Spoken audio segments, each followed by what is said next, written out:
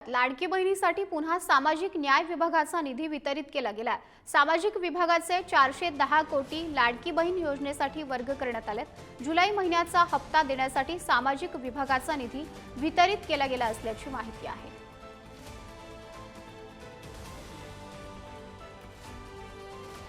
जुलै महिन्याचा हप्ता देण्यासाठी सामाजिक न्याय विभागाचा निधी वितरित केला गेला असल्याची माहिती आहे। लाडकी बहिणींसाठी पुन्हा एकदा सामाजिक न्याय विभागाचा निधी हा वर्ग करण्यात आलेला आहे।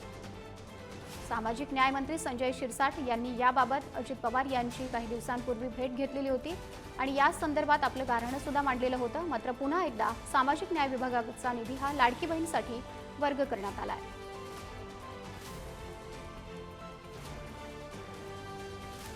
10 कोटीचा लाडक्या बहिणींचा निधी पुन्हा वळवण्यात आलेला आहे, त्याबद्दल काय भूमिका आहे? नाही, आता हे रुटीन आहे। ते दर महिन्याला मी 410 कोटी रुपये माझ्या खात्यातर्फे देत असतो। आता नाराजी नाहीये मग तुमची? कोणती नाराजी नाही। शेवटी संकट टळलं का फायनली?